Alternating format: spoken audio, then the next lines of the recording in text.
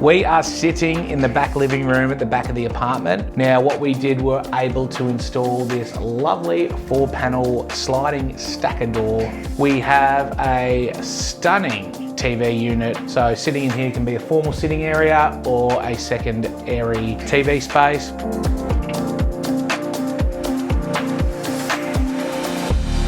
When designing the joinery, we set it up in a way that it could be looked at as a robe if this ever needed to be a bedroom in the future.